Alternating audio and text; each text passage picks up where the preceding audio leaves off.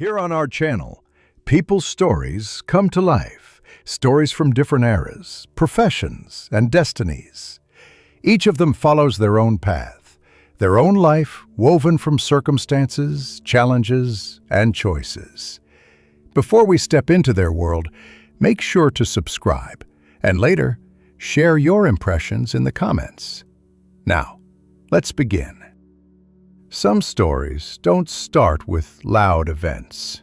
They start small, with details, with moments that seem insignificant, yet hold entire worlds within them. These are stories about people who never chose to be heroes.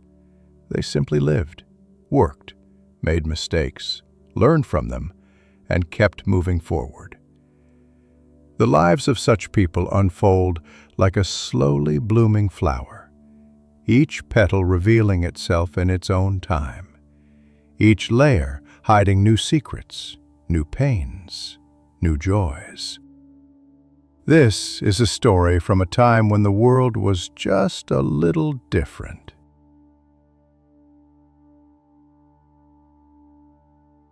The child learned early that silence had value. In the cramped room above the tailor's workshop on Beaufane Street, where cotton dust floated through slanted afternoon light like snow that never melted, stillness meant safety. Below, the old master worked his trade with gnarled fingers that never trembled, never hesitated. Thread whispered through linen. Shears bit clean through wool. And the child watched, always watched, from the corner where scraps piled high enough to build castles that no one would ever see. Charleston smelled of salt and horses, of magnolia blossoms rotting sweet in summer heat, of chamber pots emptied into streets before dawn. The city moved to rhythms the child learned without instruction. Church bells marking hours, the crack of whips down at the wharves, vendors calling prices for okra and rice.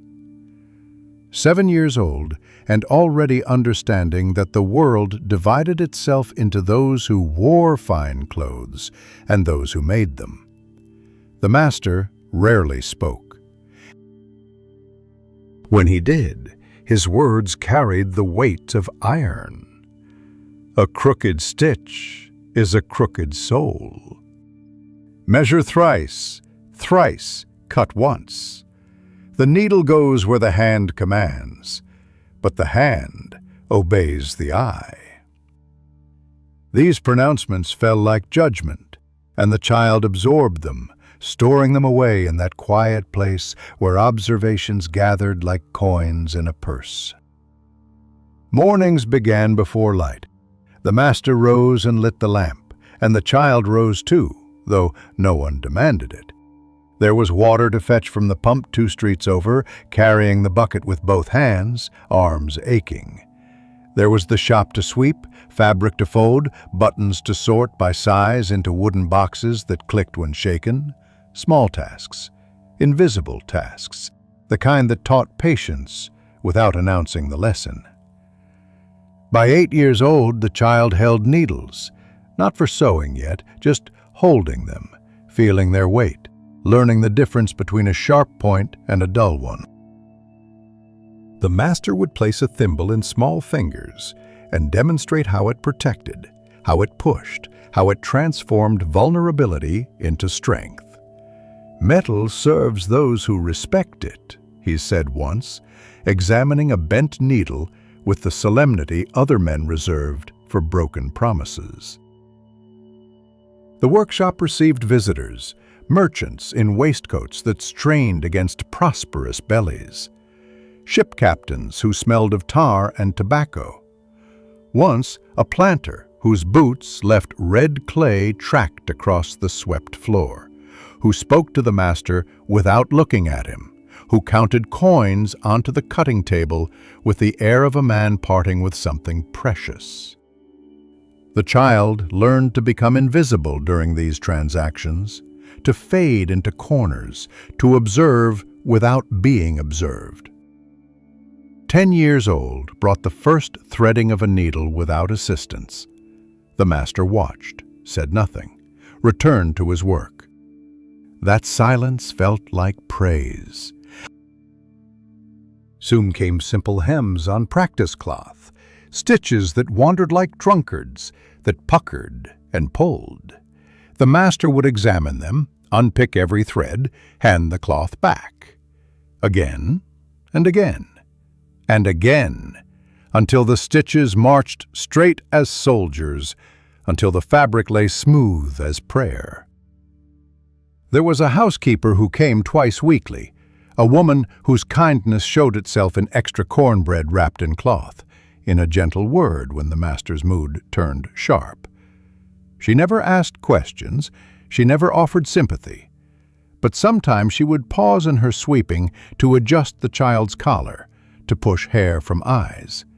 And those small touches carried more warmth than the shop's meager fireplace ever managed. Learning the trade meant learning the city's geography through delivery routes. By 12, the child carried finished garments through Charleston's streets, navigating the maze of addresses, discovering how the city revealed itself in layers. The modest homes near the workshop gave way to grander structures as the streets climbed. Houses with piazzas facing south to catch the breeze. Gardens with iron gates. Doors answered by servants who accepted packages without meeting eyes. One delivery changed something. A mansion on Meeting Street. White columns rising like promises, windows that caught sunlight and threw it back in defiance of clouds. The child stood at the servant's entrance with a package of embroidered waistcoats, waiting while somewhere inside, someone decided whether to answer. Through an open window came laughter, the clink of crystal, voices discussing nothing with the leisure of those who could afford to waste words.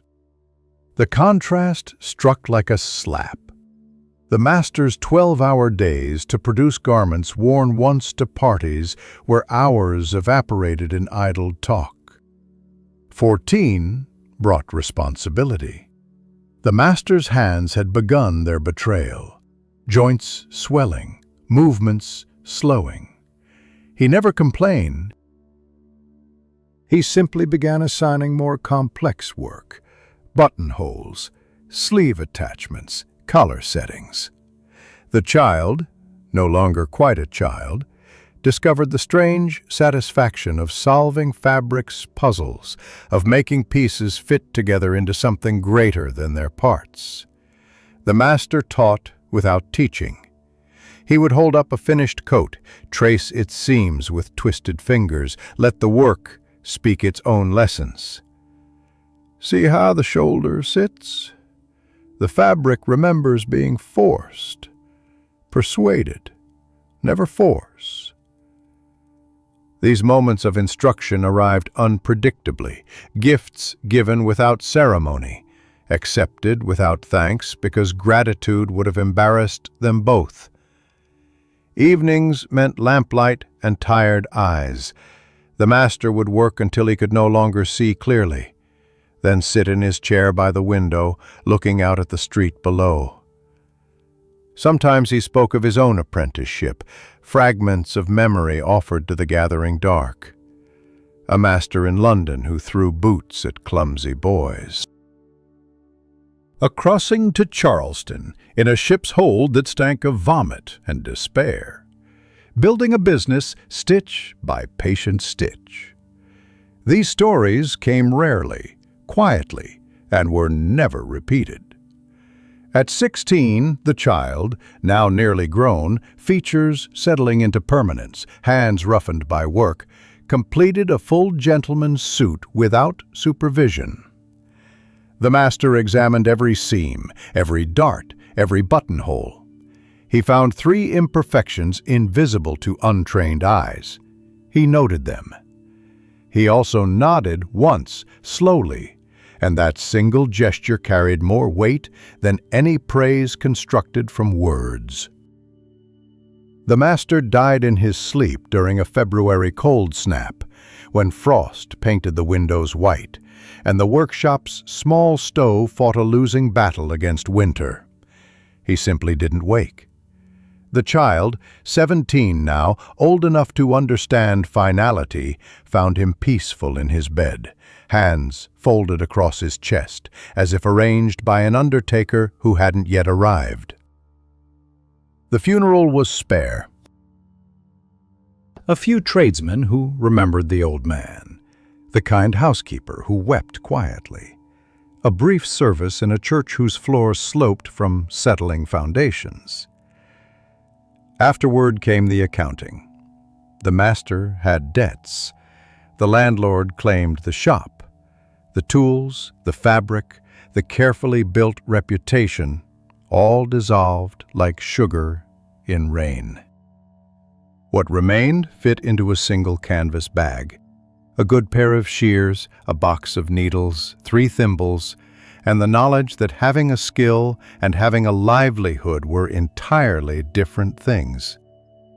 Charleston continued its rhythms, indifferent to one tradesman's death, unconcerned with one young person's uncertain future. The city sprawled between its rivers, growing, changing, already forgetting the old master's name. But in a rented corner of a boarding house where light barely reached, where the new tenant sat threading a needle by candlelight, taking the first cautious stitches on a commission earned through desperate negotiation, there the master's lessons lived on. The thread pulled through fabric, the needle found its path, and outside the city moved through darkness toward another dawn, carrying its secrets, its hierarchies, its countless stories of those who built and those who wore, of hands that worked and hands that gestured, of the infinite distance between making something beautiful and being allowed to keep it. Independence arrived wearing the face of hunger. The boarding house room cost $3 monthly, and commissions came sparse as November rain. Other tailors in Charleston had established shops, loyal customers, reputations built over decades. A newcomer with skilled hands but no premises commanded little trust in a city where trust equated to currency. Work found strange paths. A merchant's wife needed her husband's coat altered after too many rich dinners. A boarding house neighbor required a dress let out, paid in soup and bread rather than coin. A ship's officer wanted repairs done overnight before departure, offered double the usual rate, and became the first real customer. Word traveled slowly through Charleston's middle layers, those respectable folk who couldn't afford King Street prices but wouldn't tolerate shoddy work. The first proper commission came through Mrs. Whitmore, a grocer's widow who'd heard about quick fingers and reasonable rates. She arrived at the boarding house carrying fabric wrapped in brown paper, her face skeptical, her manner brisk. "My son needs a suit for his apprenticeship ceremony. Nothing fancy, something that won't shame us." She quoted the price another tailor had demanded, then waited, eyes sharp as pins. The negotiation was brief. Accept her price and eat for a month, or haggle and watch her walk away. The suit was completed in 4 days, working by candlelight until exhaustion forced sleep. Mrs. Whitmore examined every seam with a thoroughness that would have impressed the old master. She paid in full, added 50 cents extra, and mentioned she knew other widows, other families, other people who needed work done properly without paying mansion prices. Charleston revealed itself differently now. Walking the streets meant cataloging potential customers, noting worn cuffs and loose buttons, seeing opportunity in every frayed hem. The city's economy ran on cotton and rice, on ships arriving with manufactured goods and departing with raw wealth. Those in between, shopkeepers, clerks, skilled workers, formed an invisible layer that kept everything functioning. They wore decent clothes because appearance mattered, but they couldn't afford to waste money on vanity. By 19, there was enough saved for a proper workspace, not a shop. That required capital beyond reach, but a room on King Street's less fashionable end, ground floor, with a window facing the street, and space enough for a cutting table. The landlord, a man whose breath always smelled of onions, charged $7 monthly and promised nothing would leak except during serious storms. The first night sleeping in that room, surrounded by borrowed furniture and carefully arranged tools, felt like victory. Building clientele meant understanding Charleston's unwritten rules. Never quote prices too low. That suggested inferior work. Never work too fast. That suggested carelessness. Always deliver exactly when promised. Reliability mattered more than brilliance. And always maintain the proper deference with those who considered themselves superior, which meant nearly everyone with money enough to pay. There was humor to be found in the work's peculiarities. A minister who insisted his robes required 17 adjustments, each time finding new imperfections invisible to mortal eyes. A merchant who changed his mind about button placement 5 times, then complained about the delay. A woman who ordered a dress, rejected it as too plain, then ordered an identical dress from another tailor and praised it as perfection. These stories became currency in conversations with other tradespeople, shared over cheap whiskey in taverns where laughter cost nothing. The dock worker entered the narrative through simple geography. The workspace sat 2 blocks from the wharves, and longshoremen often passed by heading to or from shifts. One afternoon, a man with shoulders like barrel staves stopped to examine the sign newly hung above the door. "You any good?" he asked, direct as a hammer strike. His coat had split across the back, victim of hard labor and poor initial construction. The repair took 30 minutes and cost 25 cents. He returned the next week with 3 friends who needed similar work. His name was Thomas, though everyone called him Tom, and he possessed the rare gift of finding amusement in most circumstances. He worked the docks loading cotton bales, a job that destroyed bodies before their time, and maintained cheerfulness through sheer stubborn will. "Life's too short for misery," he'd say, usually while describing some fresh indignity from a ship's officer or warehouse foreman. His friendship arrived unannounced and stayed through simple constancy. Tom brought news from the waterfront, gossip that rippled through Charleston's working quarters. Which merchants cheated on weights, which ship captains treated crews decently, which families had money troubles despite fine houses. This information had value, knowing who could actually pay bills, who might default, who was rising or falling in the city's complex hierarchies. The yellow fever came in summer, as it often did. Charleston steamed under brutal heat, and somewhere in the miasma of swamp and street, death began spreading. It started in the poorer quarters, as it always did, then climbed toward wealthier neighborhoods with democratic indifference. People who could afford to flee did. Those who remained lived with fear that had texture and weight. The workspace became an unlikely refuge. Fever didn't respect closed doors, but work provided distraction from dread. Commissions actually increased. People wanted burial clothes made, wanted them made quickly, wanted them ready before they might be needed. There was something grotesque about measuring living people for garments meant for coffins, about choosing fabrics for customers who might never wear them. But necessity eliminated the luxury of squeamishness. Mrs. Whitmore's son died in August. The fever took him in 3 days, from first symptom to final breath. She appeared at the workspace, carrying the suit made for his apprenticeship ceremony, her face empty of everything except endurance. "Make it fit him now," she said. "Make it fit him proper."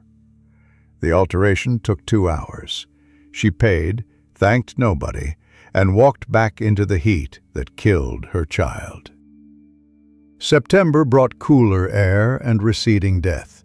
Charleston emerged from summer's grip diminished, quieter, marked by fresh grief and empty spaces where familiar faces used to be.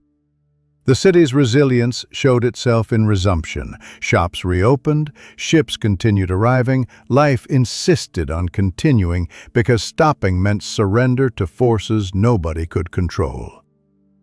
Tom survived. He appeared one morning grinning his gap-toothed grin, announced he'd been lucky or blessed or too stubborn to die, and immediately launched into a story about a ship's captain who'd tried to cheat his crew and ended up in the harbor. His presence was a gift, though neither acknowledged it as such. Some things couldn't be spoken without diminishing them. By 23, the workspace had evolved into something approaching a real business. Regular customers returned. New ones arrived through recommendations. There was enough income to eat properly, to replace worn tools, to occasionally afford small luxuries, good tobacco, a newspaper, a decent bottle of whiskey shared with Tom on evenings when work finished early. The craft itself brought satisfaction that surprised with its depth. Taking measurements and transforming them into garments that fit properly, that moved correctly, that made wearers feel more confident. This alchemy of thread and fabric and skill produced results visible and immediate. Unlike many endeavors, tailoring offered clear evidence of competence. Either the coat fit or it didn't. Either the seams held or they failed. There was honesty in that clarity. Charleston nights meant lamplight and tired hands, needle moving through fabric in rhythms established over years, mind drifting through the day's small dramas and tomorrow's planned work. Outside, the city settled into darkness punctuated by lanterns and voices, by horses clopping over cobblestones, by the perpetual background sound of water moving against wharves. Inside, thread pulled through cloth, building something useful from raw materials and patient labor, one stitch following another toward completion. Reputation built itself slowly, like coral growing beneath water's surface. By the 6th year of operation, the workspace had earned something valuable: the quiet confidence of customers who returned and brought others. The sign above the door no longer looked quite so new. The cutting table bore the honorable scars of constant use. And Charleston's middle merchants, its ship officers, its prosperous clerks, had learned that quality work could be obtained without the premium prices charged on King Street's fashionable blocks. The rhythm of seasons governed everything. Spring brought orders for lighter fabrics as heat approached. Summer meant fewer customers, but urgent repairs. The wealthy fled to cooler elevations, leaving the city to those who couldn't afford escape. Fall carried the busiest months, everyone preparing for winter social obligations. And winter itself brought a particular clientele: those planning ahead, those with weddings or business ventures scheduled for the new year. Mr. Nathaniel Cordovan arrived on an October afternoon when golden light slanted through the window and dust motes danced their eternal ballet. He entered without knocking, carrying himself with the easy confidence of someone accustomed to doors opening before him. His current suit was well-made, expensive, showing the attention of a skilled hand from some previous tailor. He was perhaps 40, with graying temples and eyes that seemed to find amusement in observations he kept to himself. "I've heard competent recommendations," he said, examining the workspace with interest that felt genuine rather than judgmental. "I require a new wardrobe, nothing ostentatious, but quality materials and construction. I travel frequently on business and need garments that endure." His voice carried a slight accent, something not quite Southern, not quite anything definable. The commission was substantial: 3 suits, 2 coats, various waistcoats, and trousers. Cordovan insisted on excellent fabric, chose colors with decisive speed, and submitted to measurements with the patient stillness of someone familiar with the process. He asked about turnaround time, nodded at the estimate, and paid half the total in advance without negotiating.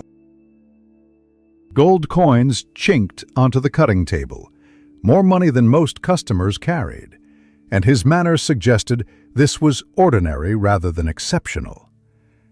"I appreciate fine work," Cordovan said, preparing to leave. "My father was a tailor in Philadelphia. I understand the craft, the time required, the skill involved. I'll return in 3 weeks." He paused at the door, glanced back with that half-smile. "And I suspect we'll do business again. I'm new to Charleston, but plan to remain."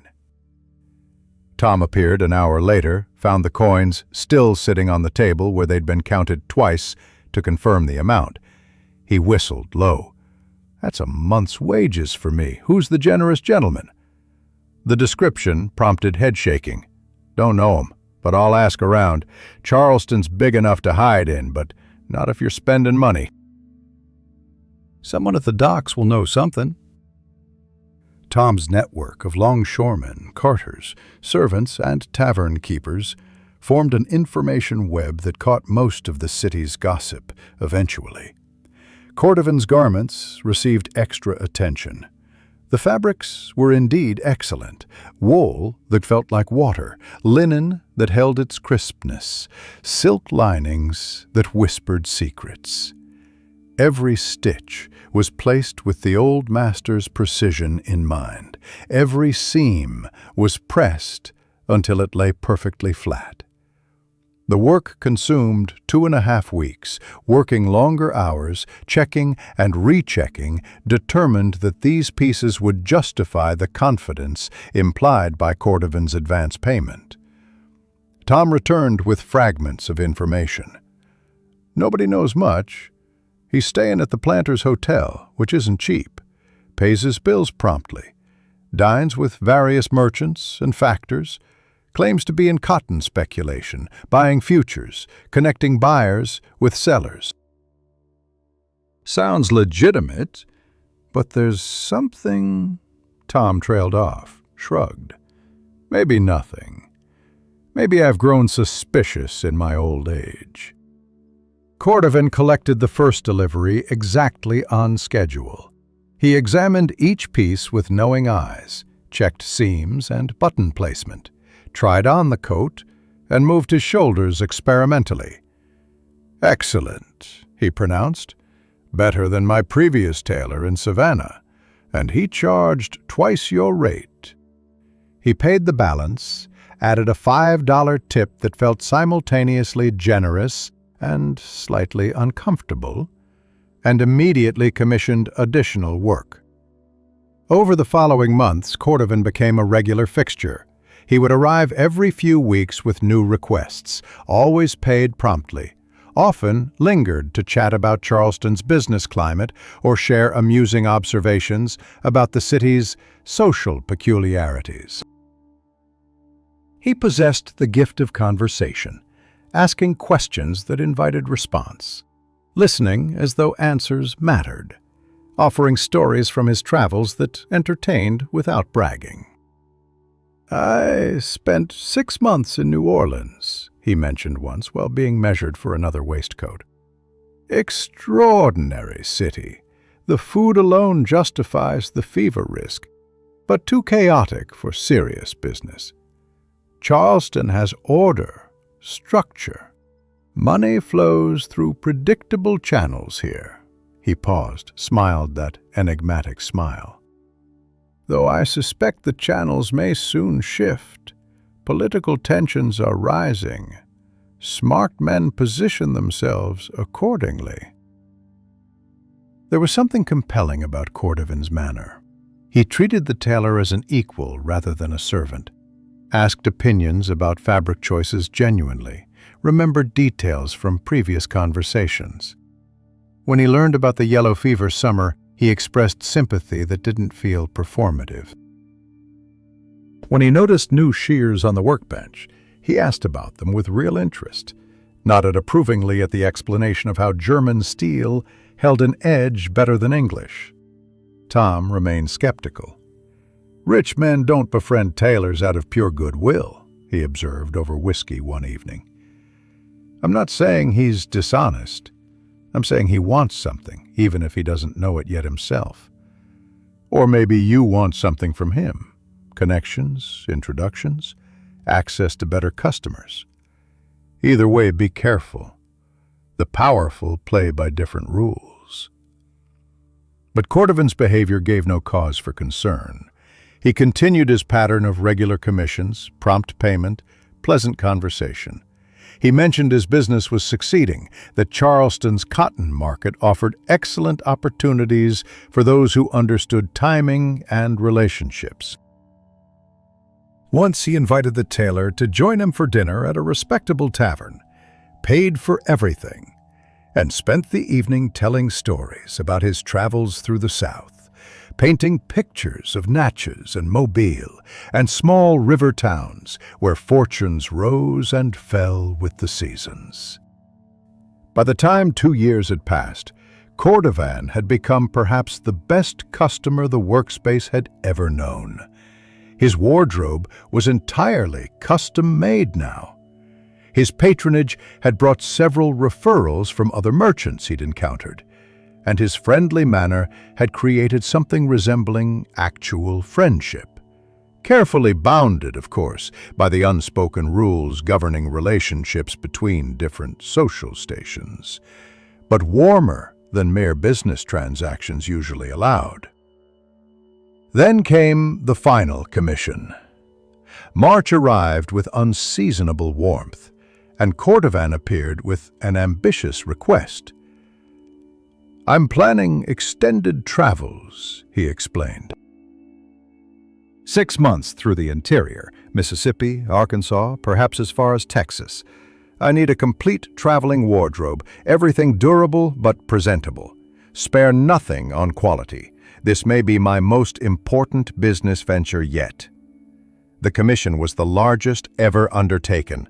The measurements were taken, fabrics selected, designs agreed upon. Cordovan paid half in advance as always, the amount substantial enough to cover materials and living expenses for months. "I'll return in 5 weeks," he said. "I depart immediately after collection. Timing is crucial with these cotton futures. Miss the window, miss the profit."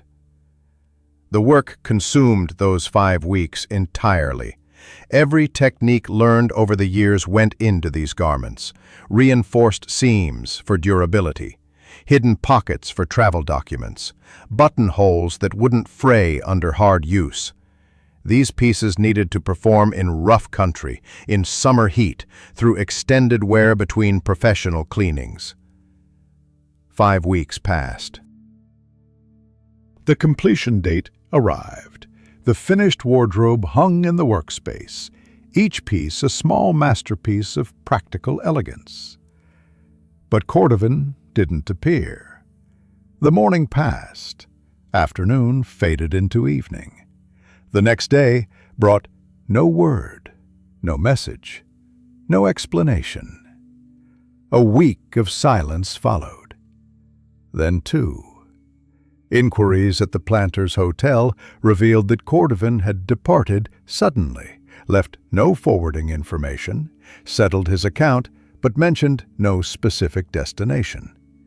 His rooms were rented to new occupants. Nobody seemed to know anything, or if they knew, they weren't sharing. Tom made rounds through his network, returned shaking his head. Vanished like smoke. But here's the strange part. Other people are looking for him too. A banker's clerk asked me questions yesterday. Two men I've never seen were asking about him at the docks. Something happened, something larger than skipping out on a tailor's bill. The unpaid balance represented months of work and expensive materials. Worse, the advance payment was already spent on fabric, on lamp oil, on rent and food consumed during those 5 focused weeks. Standing in the workspace, surrounded by beautiful garments nobody would collect, realization arrived cold and clear. Trust had been given freely, and trust had been weaponized. While examining one of the uncollected coats, searching for some explanation or overlooked detail, fingers found something odd. The lining near the inner pocket felt wrong, slightly thicker than it should be. Careful seam picking revealed a hidden compartment, skillfully sewn, but not by the workspace's hand. This was Cordovan's own modification to a previous garment, one brought in from minor repairs months earlier, and now being examined for the first time with suspicious eyes. Inside the hidden pocket, a small brass key attached to a fabric tag and a folded paper. The key was ornate, old-fashioned, bearing no identifying marks. The paper contained a single line of writing in Cordovan's elegant hand. Magnolia Hall, March Ledgers, 3rd floor. Outside, Charleston continued its rhythms. Ships arrived and departed. Cotton bales moved from warehouses to holds. Money changed hands in offices and taverns and street corners. And in a workspace on King Street's unfashionable end, someone stood, holding a mysterious key and a cryptic note, understanding that life had just become considerably more complicated than the simple challenge of making garments fit properly. Financial strain arrived with the subtlety of winter fog creeping through Charleston's streets. The unpaid balance from Cordovan's commission created immediate problems. Rent came due.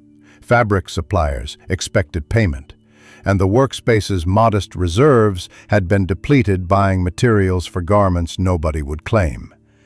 Creditors were understanding, until they weren't. And that transition happened faster than anticipated. The key and note lived in a desk drawer, pulled out and examined during quiet moments when other work allowed. Magnolia Hall, March Ledgers, 3rd floor. The words offered mystery without clarity, invitation without direction. Charleston had no prominent building called Magnolia Hall. Asking questions openly risked drawing unwanted attention from whoever else seemed interested in Cordovan's whereabouts. Caution suggested patience. Desperation suggested action. Tom brought news in fragments. "Those 2 men asking about Cordovan? They're still around. Saw them talking to a clerk at the cotton exchange yesterday. They're not law. Wrong manner, wrong clothes, private inquiry maybe, or something less legitimate." He paused, studying his friend's face. "You found something, didn't you? I can see it in how you're not quite meeting my eyes." The hidden pocket and its contents were explained over whiskey in Tom's boarding house room, safer than the workspace for sensitive conversations. Tom examined the key, held it to lamplight, tested its weight. Bagbox key, maybe, or a private safe. The brass is good quality, well maintained. And this note, he read it again, lips moving slightly. Magnolia Hall could be a plantation, a private residence, even someone's idea of a clever code name. "You think Cordovan used false names elsewhere?" "I think Cordovan probably isn't even his real name," Tom said. "Men who disappear cleanly usually have practice." Days passed in careful inquiry, casual questions to customers, attention paid to overheard conversations, evening walks through different neighborhoods observing buildings and signs. Charleston's architecture favored classical references, columns and pediments, Greek and Roman inspiration, but Magnolia Hall yielded nothing. The name was too generic, too southern, too easily applied to dozens of properties. Then Mrs. Whitmore appeared at the workspace, carrying eggs and information. She'd remarried the previous year, become Mrs. Ashmore, and her new husband was a factor dealing in cotton and rice. She'd heard about Cordovan's disappearance through Charleston's gossip networks, those invisible channels through which merchants' wives traded information more efficiently than their husbands managed business. "My husband knew of him," she said, arranging eggs in a bowl with unnecessary precision. "Nathaniel Cordovan dealt in cotton futures, buying contracts on next season's crops. Risky business, but potentially profitable. Several planters sold him futures at favorable rates. Then prices shifted, and those contracts became quite valuable." She paused, met eyes directly. "Cordovan was supposed to settle accounts in March. He didn't. Some families lost significant money when he failed to honor obligations. How much money? Thousands. Maybe tens of thousands, across multiple transactions." Mrs. Ashmore's expression was difficult to read. There's talk he wasn't a speculator at all. Some believe he was a confidence man, building trust over months, then disappearing with deposits and advances once the trap was properly set. The workspace suddenly felt smaller, more exposed. If Cordovan had defrauded wealthy planters, those two men asking questions likely represented people with resources and anger. Being known as Cordovan's tailor, being among the last to see him, possessing hidden evidence, these facts transformed from neutral to dangerous. Mrs. Ashmore wasn't finished. There's something else. Before he was Cordovan in Charleston, he might have been someone else in Savannah. And before that, perhaps New Orleans. My husband heard rumors, but nothing confirmed. The pattern suggests sophistication. Different names, different cities, always moving before the scheme's collapse. She gathered her shawl. "Be careful. Men who lose money sometimes need someone to blame, and targets of convenience serve as well as actual culprits." That night, the workspace caught fire. The blaze started around midnight, discovered by a night watchman whose shouting woke the neighborhood. Flames had already consumed the front room before buckets and pumps arrived. The damage could have been worse.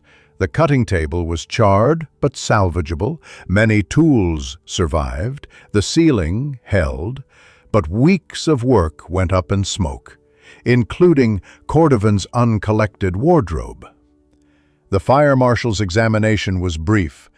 "Probably a lamp knocked over," he pronounced, though his eyes suggested he thought otherwise. Arson was difficult to prove, and proving it served no useful purpose when the victim lacked the influence to demand justice. The insurance, modest coverage that was all that could be afforded, would barely cover basic repairs. Tom appeared as dawn broke, surveyed the damage with grim silence. "This wasn't an accident," he finally said.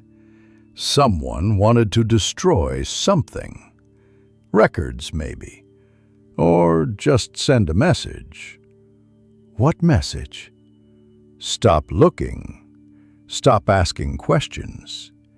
Be grateful you weren't inside when it started." The workspace was uninhabitable for repairs, and the landlord made clear that rent wouldn't be suspended for convenience. A smaller room was found 3 streets away, temporary quarters that cost less but offered none of the visibility that built business. Regular customers were notified of the new location. Some came, others didn't. Revenue contracted further, and every day brought the calculation of how long reserves would last. But the fire had also destroyed Cordovan's garments, eliminating the evidence of unpaid debts, and in the chaos of salvaging what could be saved, the key and note had been transferred to a new hiding place, sewn into the lining of the work coat, always worn, always accessible, never far from hand. Magnolia Hall revealed itself through accident. A delivery to a customer's home in the wealthy district, a conversation with a housekeeper while waiting for payment, an idle comment about Charleston's architecture. "The Beaufort family calls their place Magnolia Hall," she mentioned. "Been in the family 3 generations. Big white house on Laguerre Street with those tall columns. Though I hear they're having difficulties lately. Cotton prices falling, debts mounting. Shame when old families struggle." The Beaufort residence was easily identified, imposing, slightly shabby in the way of genteel decline, surrounded by magnolia trees that gave the property its name. Watching from across the street on 3 separate evenings revealed little. Lights in various windows, servants coming and going, a family living their lives, apparently unaware that their home's name appeared in a cryptic note connected to a vanished swindler. 3rd floor suggested an attic or upper storage. March ledgers suggested records, accounts, documentation. The key, presumably, opened something inside. But entering a private residence uninvited carried risks beyond the legal consequences. And what if the note led nowhere? What if Cordovan had written it for his own purposes, never intending it as a breadcrumb trail? Tom had a different perspective. "You're thinking like an honest person," he said. "Cordovan wasn't honest. He left that note and key in a hidden pocket of a garment he knew would be carefully examined eventually. Maybe he wanted insurance. Maybe he planned to retrieve it, but circumstances changed. Either way, he left a thread dangling, and threads can be pulled. To what end? Even if I find these ledgers, what then? Then you know what Cordovan knew. Knowledge has value." Tom leaned back, considered the ceiling. "I know a man who does odd jobs for the Beauforts. Handyman, repairs, that sort of work. Maybe he mentions their storage is disorganized. Maybe someone offers to help sort through old boxes, bring order to chaos. Rich folks love having poor folks solve their problems for free. The plan was audacious and probably foolish, but alternatives seemed scarcer than good options generally were. Within a week, Tom's handyman connection had mentioned to the Beaufort's housekeeper that he knew someone reliable who did organizational work. The housekeeper mentioned it to Mrs. Beaufort. Mrs. Beaufort, facing an attic full of generations of accumulated records and possessions, agreed that help would be appreciated. The third floor of Magnolia Hall was exactly what attics always were: dusty, hot, crowded with furniture too damaged to use but too valuable to discard, and boxes upon boxes of papers, ledgers, correspondence, receipts. Mrs. Beaufort appeared briefly to gesture vaguely at the chaos. "Sort it by decade, if possible," she instructed. "Anything before 1810 can probably be discarded.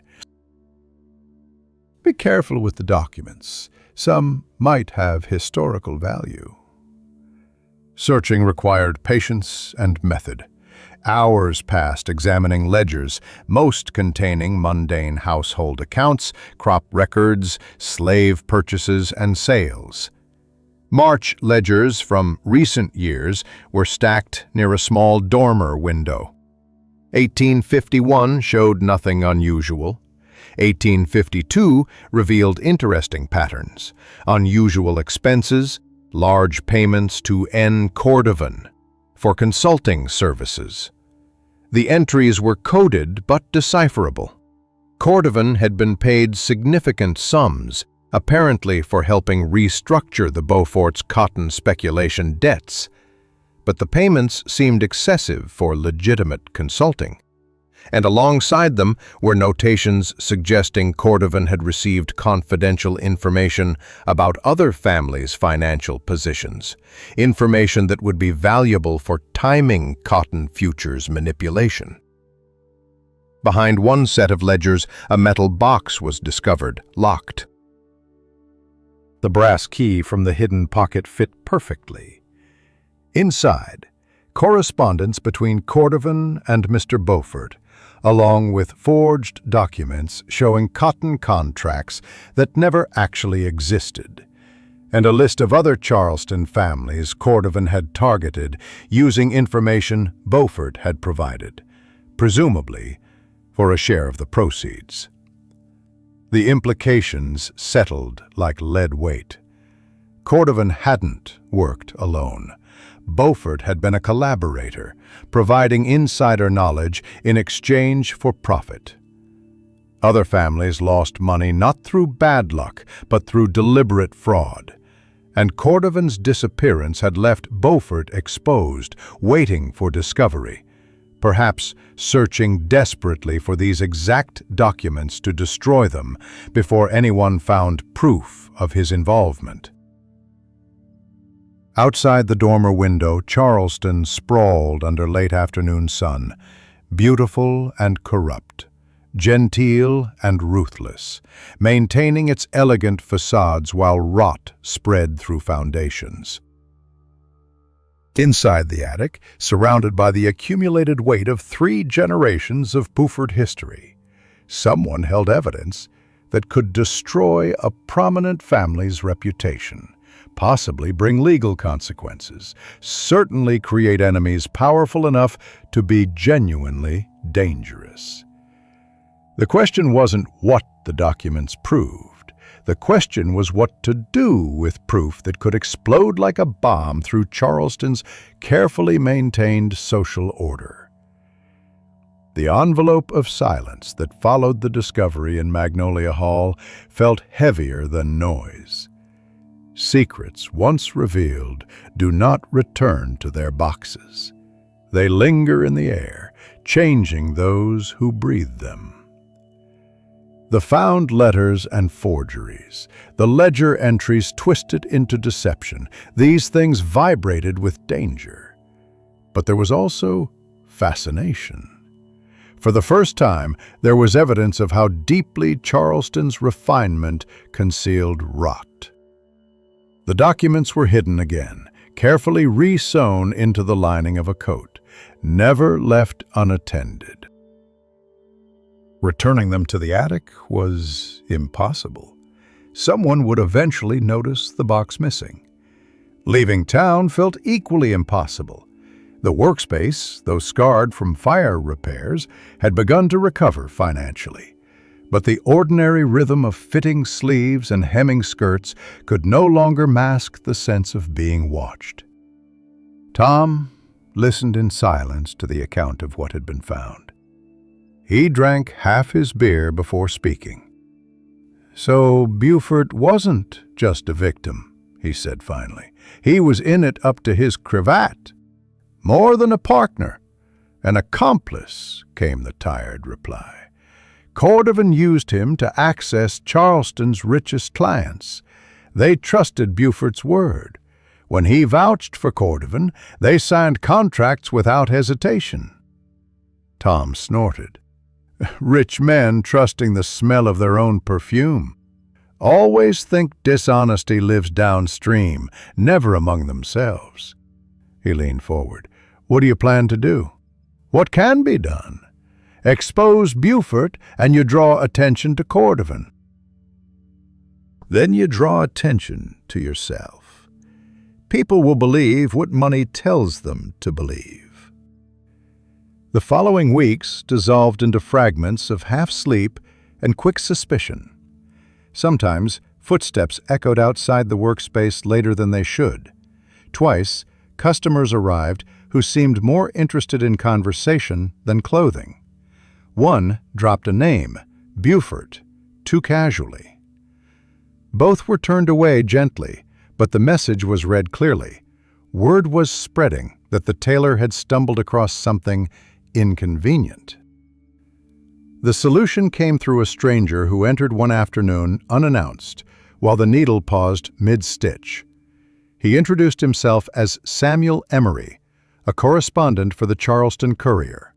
"I'm investigating speculation frauds," he said, setting his hat carefully on the counter. "I've heard rumors of missing ledgers. It's said you might have known a certain Mr. Cordovan." His tone carried more curiosity than accusation, but caution prevailed. "Many clients cross my door," the tailor answered evenly. "Names blur after years of measurement and fabric choice." Yet Emery's eyes showed determination. He was young, dressed neatly but modestly, perhaps too honest for journalism as the trade was usually practiced. He did not press immediately. Instead, he began to appear regularly, ordering small garments, lingering just long enough for conversation to loosen gradually.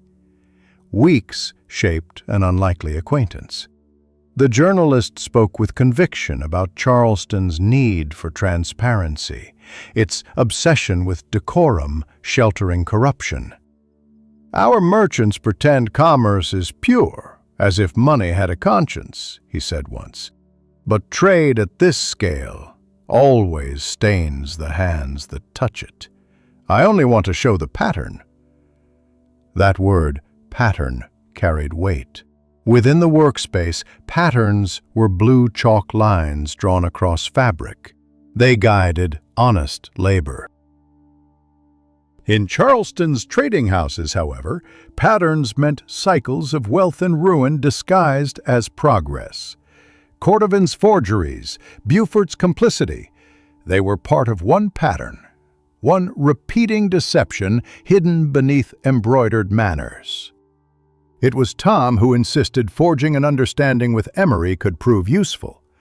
"He's a bridge," he argued, "someone who speaks with gentlemen yet eats in taverns.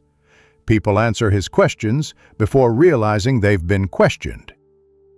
Reluctantly, an arrangement was made. Emery would receive selective information from the ledgers, enough to trace the frauds, not enough to compromise the messenger. Through this partnership, pieces assembled themselves. Emery uncovered records in Savannah of a man called Edmund Fairfax conducting nearly identical transactions, same handwriting, same counterfeit contracts, same sudden disappearance. Fairfax had been the youngest son of a plantation family squandered by gambling debts. By the time Cordovan arrived in Charleston, Edmund Fairfax had vanished. That revelation created disquiet rather than triumph. Cordovan had not been merely a con man, but a kind of revenant from a ruined world, engineering illusions to recapture wealth he believed rightfully his. It gave his charm a new melancholy. His stories of travel took on tragic shading. Arlington, Natchez, New Orleans, each city a stage for the same performance, improvised with desperate brilliance. When Emery published the first of his articles, without naming the Beauforts but describing their unwitting involvement, Charleston trembled. No arrests followed, but whisper networks seethed. Old alliances cracked. Merchants issued statements of offended innocence. Customers discussed the affair in low voices during fittings. Yet business improved. People began to trust the tailor who'd supposedly helped that young reporter uncover corruption. Irony suited the city well. It liked to polish virtue from scandal. Still, danger persisted.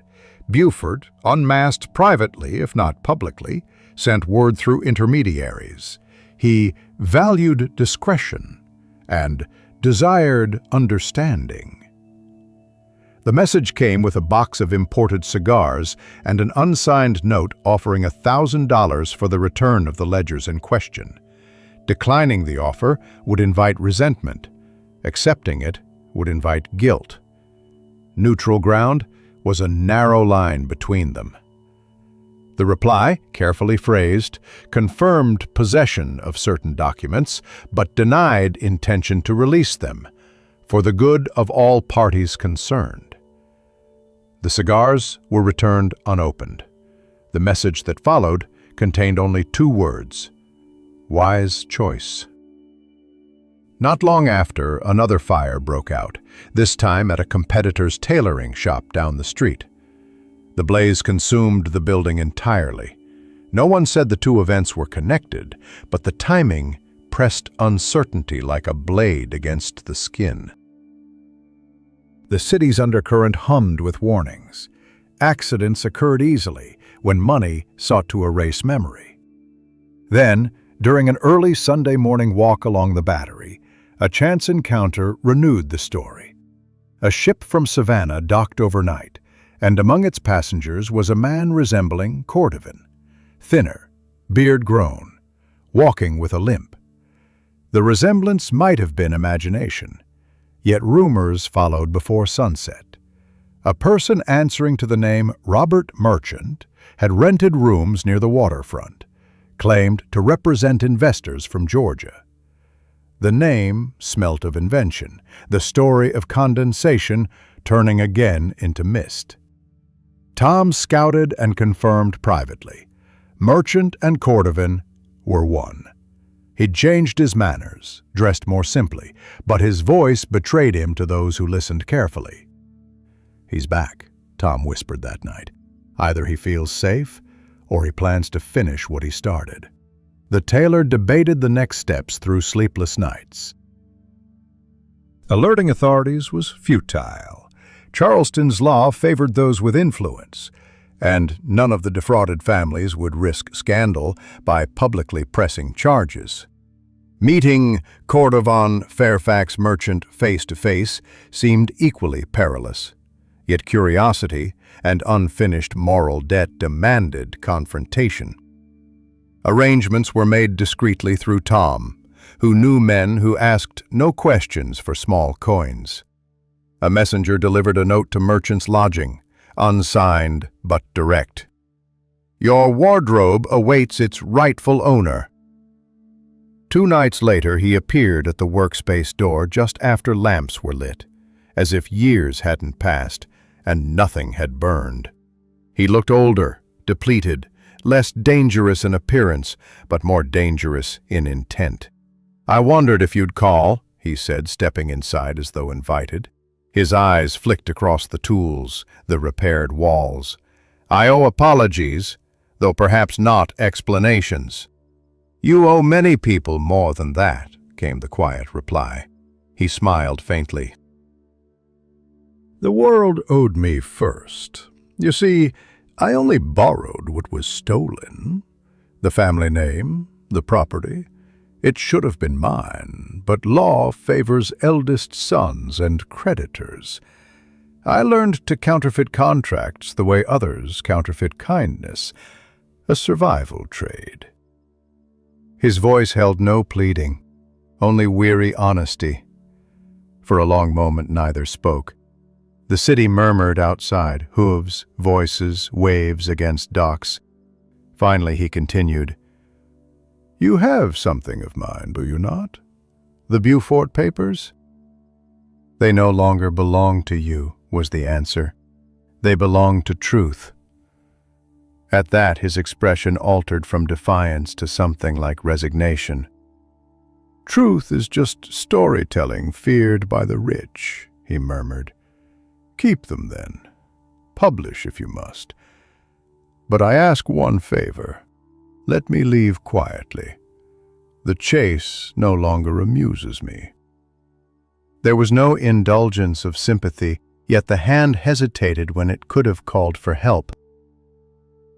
Cordovan, or Fairfax or Merchant, slipped into the night and vanished once more, his shadow absorbed by Charleston's gaslit haze. In the morning, a letter arrived, addressed in familiar handwriting, delivered by a boy who didn't know its origin. Inside lay no confession, only a line written with precision. Patterns repeat themselves until someone changes the stitch. The document box remained hidden, unread by anyone else. Emery's next article drew from other sources. Beaufort's family sold their estate quietly and moved north. The city forgot the scandal as easily as it forgets most things that disturb dinners and church pews. Within the repaired shop, the tailor worked with renewed purpose. The act of mending cloth became symbol and solace, proof that precision and steadiness could restore structure to what deceit had torn. Customers admired fine stitching without knowing they purchased silence. Threads held stories, and sometimes that was enough. One afternoon, when the last client had gone, the key from the hidden pocket was placed in the drawer once more. Its brass gleamed softly in lamplight, artifact of a story that might still change form in some other city through some other misplaced trust. Outside, the evening sea breeze lifted faintly through the open window, smelling of salt and faint freedom, while inside, the steady rhythm of a needle continued, an unbroken measure against the shifting pattern of the world. Morning came more freely that year, with sunlight slipping between mended shutters and resting on bolts of cloth folded neat as savings in a hidden drawer. The tailor's business had recovered, steady but quieter, more deliberate. Each customer was measured as if the act might reveal intention, character, secret. The rhythm of life had resumed, yet something beneath it trembled, a thread pulled too tight, waiting to break. Cordovan, Edmund Fairfax, Robert Merchant. 3 names for the same man who had confessed his sins in the dim-lit workshop months before and vanished again into silence. Yet his echo remained in Charleston's whispers, in merchant houses trading cautious glances, in the nervous way planters spoke of credit and speculation. The papers he had left behind retained a slow-burning power, tucked away for safekeeping, sleeping like live coal within the lining of an old coat. Emery arrived more often now. They seldom spoke of Cordovan directly, but his shadow lingered in their words. The journalist's second round of articles had described unspecified patterns of cotton speculation spreading through river towns, truth wide enough to be undeniable, vague enough to protect sources. When he visited, they talked of simpler things: the harbor's new ships, the high price of imported silk, the strange stillness before thunderstorms. He would sip tea, watch the tailor-fit jackets on mannequins, and say softly, "There's peace in repetition, isn't there? Work done right carries its own justice." But peace refused to stay. Letters began arriving unsigned, always addressed in the same ornate hand. The first thanked the tailor for discretion. The second warned against further involvement with journalists. The third contained only a single phrase: "Not all debts are paid." It was not clear whether Fairfax had written them or someone speaking for him or against him. Tom insisted on walking his friend home on late nights now, muttering that Charleston's streets had learned to bite the hands that sewed and wrote their stories. One evening, a new visitor interrupted the quiet order of the shop. She entered just before closing, elegant yet unassuming, eyes quick as keystones glancing from surface to surface. "Mrs. Ashmore," she introduced herself, as though they had not met before when widowed and weary years ago. The remarried widow carried herself now with the calm confidence of wealth that had proven resilient through scandal. "I hear you knew a Mr. Cordovan," she said, resting her gloves on the counter. "He was a client, then a problem. Then no longer either," came the cautious answer. She smiled faintly. "You've summarized half the city's history in one line." She hesitated, removing one glove. "He deceived me as well. After my remarriage, I learned investments tied to his name had drawn my late husband into ruin. But perhaps," her gaze lowered to her ungloved hand, "some debts require gentler settling." Mrs. Ashmore had influence, subtle but real. Over several meetings, she revealed that she understood the deeper web of Cordovan's dealings, that certain prominent families had made quiet reparations to preserve public silence. Yet she also hinted at sympathy for Cordovan himself. Wealth corrupts both sides of the bargain. He only imitated those who wronged him first. When she asked, almost delicately, if the ledgers still existed, she did not demand them. She only said, "Some wrongs are better healed when truth no longer injures the living." Her request sounded less like manipulation than a plea for rest from gossip, from suspicion, from the endless cycle of power masking guilt. That night, the key and papers came out again.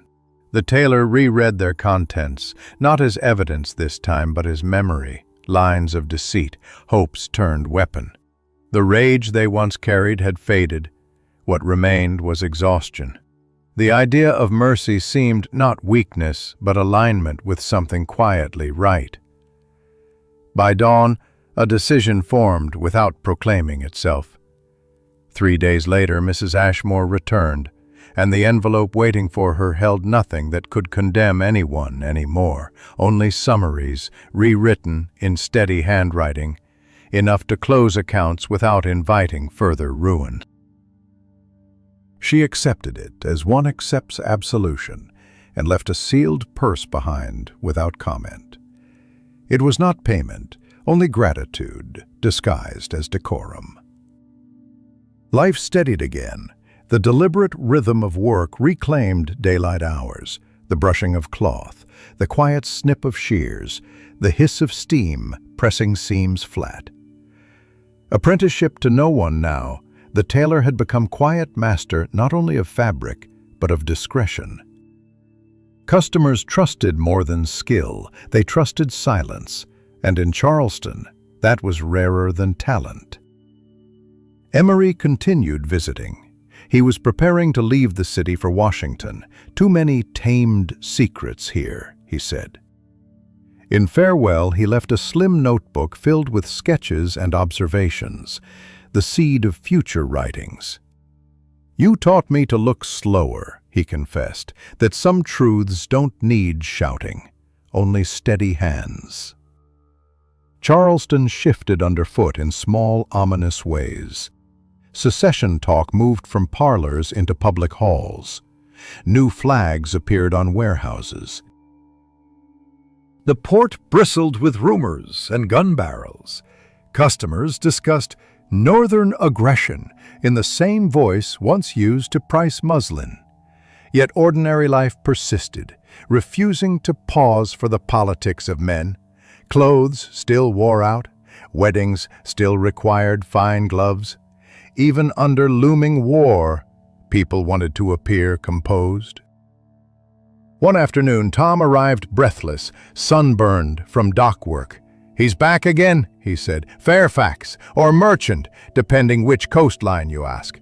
Came in on a steamer from Savannah 2 days ago, staying near the market. I saw him with my own eyes."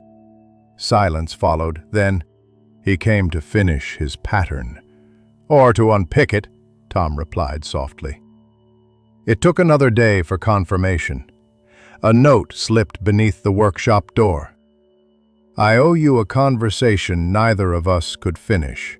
Meet me where the sea meets the city." No signature, but none was needed. The meeting place was the Battery Wall at dusk. The harbor stretched wide, golden light turning ships into silhouettes. Fairfax stood leaning on his cane, thinner and older than before, his hair near white now. "I left debts in every port," he said without preamble. "But this one weighs most. You treated me as a man, not a mark. I've repaid others in coin. You deserve something finer. What could you possibly offer?" "Closure." He reached into his coat, withdrew a sealed envelope and handed it over. "Documentation of restitution. Transfers made through intermediaries. The Beauforts have their funds restored, the merchants' losses settled. Quietly, anonymously. Call it redemption or cowardice. I am done running." The envelope was heavy with folded papers, genuine by their careful notation. He seemed sincere. For a moment the tide's rhythm filled the quiet between them. "They'll never know it was you," the tailor said. "That's the only way redemption works," Fairfax answered simply. He turned, limping a few paces toward the street, then paused. "You may burn the ledgers, or keep them as warning. But don't let them turn you into me." When he disappeared into the twilight, it felt final. Not a trick vanishing, not a pause for another act, but the closing of a life stretched too thin between sin and regret. The sea breeze scattered the scent of brine and magnolia across the promenade, as the lamps flickered awake along the Battery. Later that night, near midnight, the fireplace crackled in the workspace. The ledger pages burned with surprising calm, curling into ash without protest. The brass key was placed on the mantel, its task completed. Smoke rose like memory itself, shifting, luminous, ungraspable. Tom watched from the doorway. "Feels like burying someone proper," he said. "Better late than never." By morning there was only warmth left in the grate, and a faint ring where the key had cooled. The tailor swept the ashes into the street's wind before opening the shop. Another day's labor ahead, another layer of fabric to mend. Charleston continued, beautiful and frayed, pretending permanence, even as the ground trembled beneath history's weight. But in one modest workshop, the world regained its proportion, edges hemmed against unraveling, lives measured not by misdeeds, but by the care taken to repair them. Sometimes justice requires the delicate steadiness of a needle, not sharp enough to wound, yet piercing enough to hold the fabric of things together. Charleston hushed under uneasy skies. Clouds carried both the promise of rain and the threat of war. Ships bearing new flags and new purposes filled the harbor. Men talked of rights and honor with a fervor that burned hotter than reason. Yet amid noise of marching and speeches, the small tailor's shop on a quiet street continued its quiet métier, measuring, cutting, mending, stitch by stitch, against the unraveling world outside. News traveled slowly through craftdom. When the first clashes broke out farther north, customers began speaking in lowered tones. Some requested uniforms, blue-gray in modest hue though their meanings clashed. Others commissioned black coats for uncertain days ahead. The tailor accepted all orders without comment. War, like fashion, never lacked sponsors. The air carried tension sharper than the edge of any blade used for work. Still, amid this unease, a quiet satisfaction pulsed steady. Debts had been paid, secrets buried in fire and conscience. Edmund Fairfax had disappeared as deliberately as a shadow leaving candlelight, and the dangerous documents that once tied lives together now existed only as faint memories, and a cool brass key resting on the mantel. For the first time in years, work felt purely human again. Cloth and hand, form and fit, effort rewarded by honest coin. Tom remained constant, though care weighed heavier on his humor now. The dockyards had thinned, trade faltered as blockades loomed, yet he came, most evenings, bringing tidbits of news and food shared without ceremony.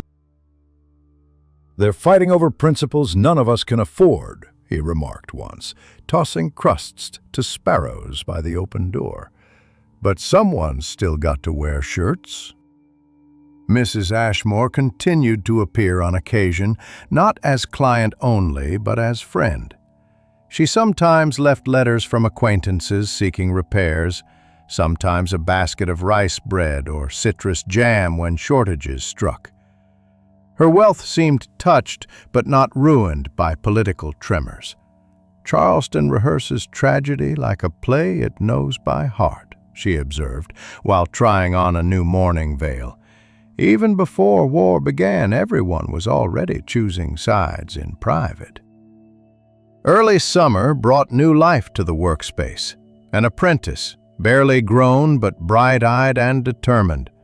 A neighbor's nephew, orphaned in the fever season, placed in service to learn an honorable trade. He had slender fingers, clumsy yet eager, and a quiet awe watching scissors slide through fabric as if performing alchemy. "Patience makes perfection" became the first lesson, repeated until it sank into muscle memory rather than mind. Teachings once given sternly by an old master now passed forward in tempered tone, gentler, wiser through pain endured. When the boy pricked his finger bleeding, the advice given was not rebuke, but story. "A needle teaches precision through sting. Remember where it bit, and it won't again." The apprentice laughed, and life inside the little shop gathered the warmth of shared industry, a defiance of the discord spreading beyond its walls. Then, one August afternoon, a letter arrived from far west. The paper was fine, the handwriting unmistakable. Its sealed initials read E.F. For a long hour it rested on the work table unopened. The brass key lay beside it, unchanged except for time's dulling. Finally, the seal broke. The letter unfolded with restraint rather than confession. You will be glad, perhaps, to know redemption has not entirely escaped me. California's soil rewards labor, as Charleston once rewarded deceit. Rich, unpredictable, generous on occasion. I set my hands to carpentry now. Timber bears less pretense than silk. I have repaid those I wronged where I could, and where I could not, distance must suffice. I owe you peace, and this acknowledgment is all I can give. Keep faith in small work, for large dreams destroy men of ordinary size. No address followed. The writer had no wish for reply. The letter found place beside the key, not as relic, but as quiet bookmark of a story reaching its calm end. Autumn dressed the city in softer hues, as if Charleston itself longed for reprieve. Battles edged closer, but still beyond hearing. Prices rose, tempers shortened. Yet business did not vanish. Some came for heavy coats against rationed coal. Others requested mourning attire, whispering names of husbands or sons never returned. The shop's walls absorbed grief, until even silence seemed woven with sorrow. But work persisted, the constant act of repair against decay. One rainy morning, the journalist Emery stepped through the door again. His hair showed threads of gray now, his expression more contemplative than restless. "I've returned for quiet, not for stories," he said, smiling faintly. "The noise of politics deafened me, and memory of your workshop reminded me of balance." He stayed a while, assisting in small ways, his fingers more accustomed to pen than thread, yet willing to learn. Conversation between stitches touched on philosophy more than fact. "It is strange," he said one afternoon, as thunder rolled beyond the shutters, "how truth and cloth are sisters. Both must be cut carefully, or they unravel." The tailor agreed, though words felt less needed now. Companionship spoke through shared rhythm. By winter's close, rumors reached Charleston that hostilities would soon spread south. Refugees arrived daily. Trade faltered again. Mrs. Ashmore decided to leave the city for her cousin's plantation inland and stopped by with a final commission, a traveling cloak for her journey. She lingered after her fitting, watching the apprentice press seams smooth. "You've built something honest here," she said softly. "When the cannon sound, hold on to that. Honesty will be rarer than fabric." After she departed, the tailor stood by the window long after lamps were lit. Outside, rain fell slow and heavy, blurring the outlines of the street. The boy hummed softly while tidying tools. Tom's laughter echoed faintly from somewhere down the lane. Normal life held its fragile footing despite the coming storm. Weeks later came one last visitor. He was younger than Fairfax had been, dressed plainly but with urgency about him. "From Savannah," he introduced himself. "I was told to deliver this." It was a small wooden box, unmarked. Inside rested 2 folded bills of exchange and the brass key, cleaned until it gleamed like new. Beneath them, a note written in an unfamiliar hand. "For safekeeping, the pattern is mended. Tell the stitcher his work endured." The message felt both cryptic and final, as if the past itself had sought closure. The key's return was acknowledgement, an invisible handshake across distance and mistakes. It was set upon the mantel again, not as burden but as token, symbol of threads crossed, unraveled, and ultimately rejoined through mercy rather than vengeance. March melted into bright spring, uneasy yet alive. The apprentice laughed often. The business, though modest, held steady. The war encroached, yet somehow spared them. The advantage of smallness, of invisibility, of purpose bound to survival rather than glory. Each morning began with same ritual, sweeping sawdust from the stoop, filling the oil lamp, threading needles in order of size. The ordinariness itself became sanctuary. One twilight, the tailor stood outside watching lanterns shimmer along the street. The sea air smelled of salt and iron. Conversations drifted from passing soldiers, their uniforms fresh from nearby workshops that filled the city now. Somewhere beyond hearing, Charleston's harbor creaked beneath weight of ships preparing for rebellion. The sound was steady, measured, almost like the pulse of a heart too stubborn to cease. Inside, the apprentice folded finished garments with reverent care. The tailor joined him, guiding his hands gently. "Seams must meet," came the low instruction, "not just at fabric's edge, but where effort and intention cross. That's where strength lies." As night deepened, the lamplight warmed the small room. Rain began again, tapping at the windows, steady and familiar. The tailor looked around, the shelves of cloth, the fire's faint glow on the brass key, the young apprentice bent to his work. Outside, Charleston trembled toward its uncertain fate. Inside, the rhythm of the needle continued unbroken, each stitch a quiet act of faith in order amid chaos. And somewhere, beyond both guilt and grace, a faint sense of peace held.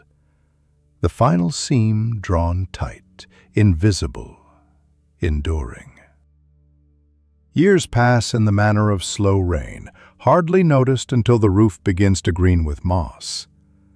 The war rolled over Charleston like a storm too large to comprehend, leaving behind silence heavier than gunfire. Walls cracked, ships sank, fortunes vanished. Yet among the surviving fragments of the city's old life, the small tailoring shop endured, not through wealth or influence, but by gentleness disguised as persistence. When the cannons quieted, customers returned, fewer, poorer, but grateful to find something steady when everything else shifted. The shop smelled again of starch and pressed linen, of candle grease and faint soap. The apprentice had grown older, shoulders broader, hands sure now when guiding scissors through folded cloth. He worked quickly, but never carelessly, humming as he cut, a tune too low to name.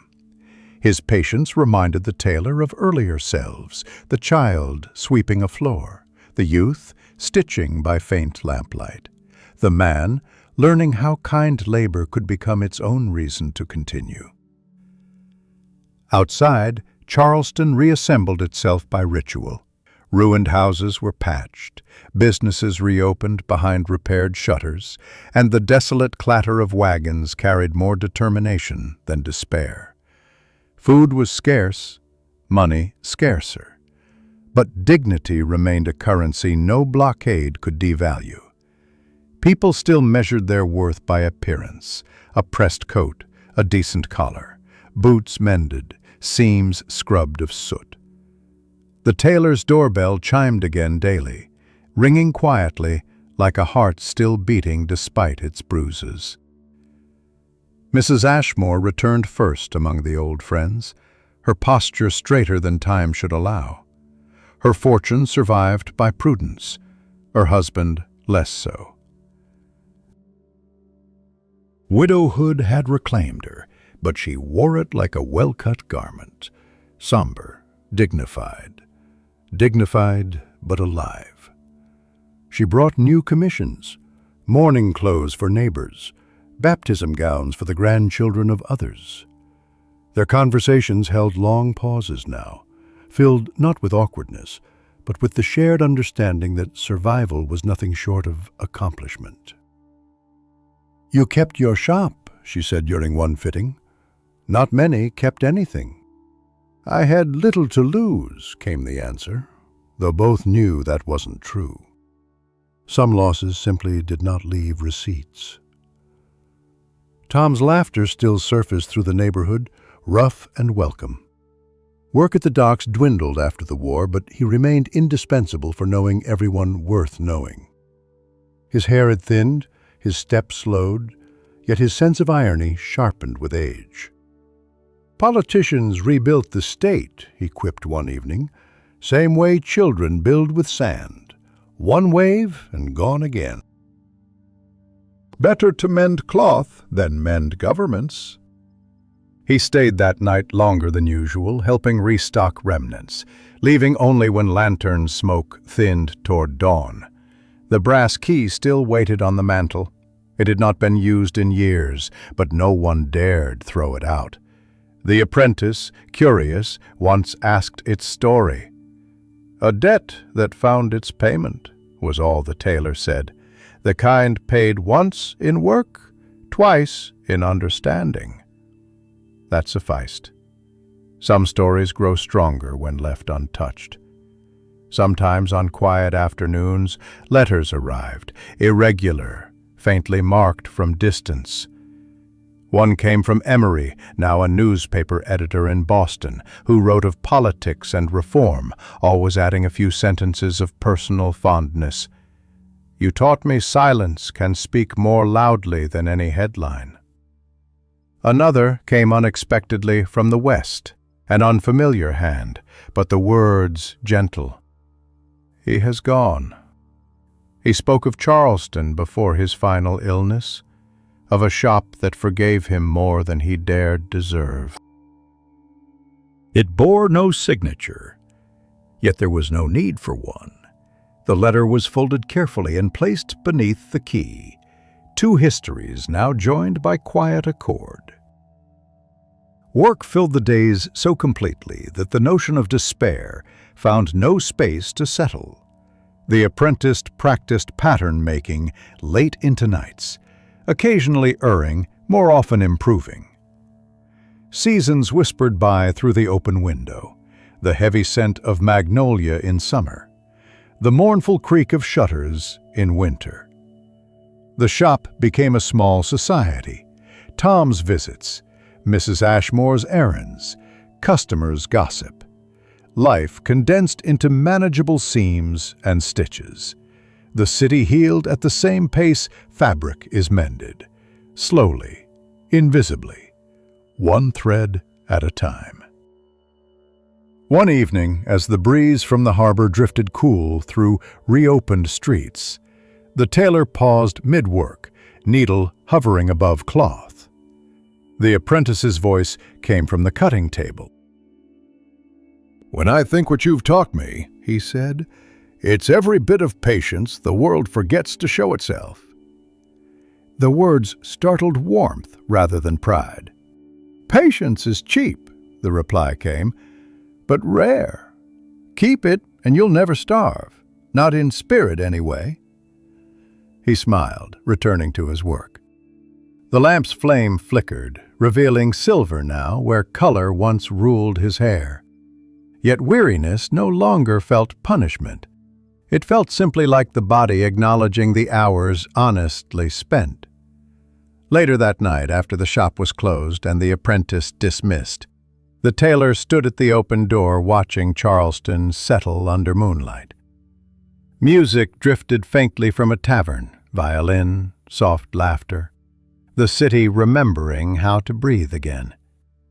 Across the street, candles shimmered in windows newly glazed after years of darkness. The tailor thought not of Cordovan's deceit or of lost fortunes, but of the quiet beauty of endurance. Some threads fray, yet the weave holds. If the hand that works it remains steady. The next morning arrived soft, luminous, washed clean by rain. The bell above the door rang its small, ordinary welcome. A delivery messenger waited with an unexpected package, an old wooden box worn smooth by travel. Inside lay a folded waistcoat stitched once long ago by younger hands, its lining faintly marked by initials almost vanished with age.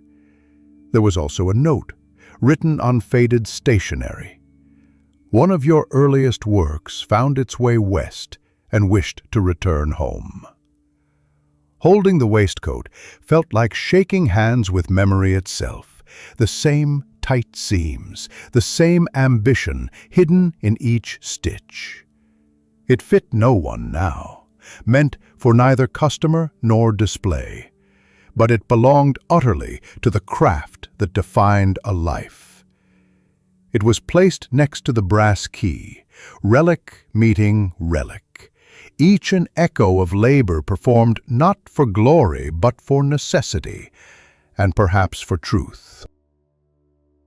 As weeks continued, customers noticed a change in tone rather than skill. The work carried serenity. Each coat, each blouse, each hem bore something unseen yet tangible, as though the thread carried forgiveness instead of dye. Some clients mentioned how wearing the garments brought comfort they couldn't explain. Others just smiled, content to find dignity re-sewn into their daily lives.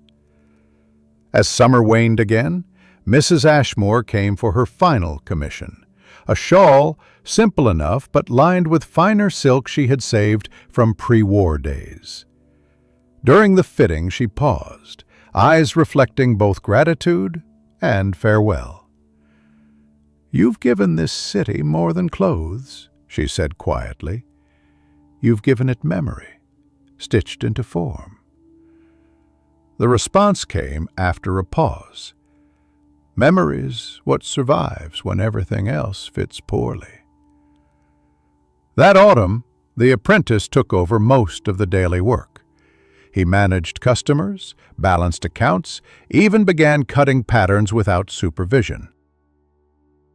The tailor now served more as presence than worker, his advice gentle, his hands slower, but still sure when correction was needed.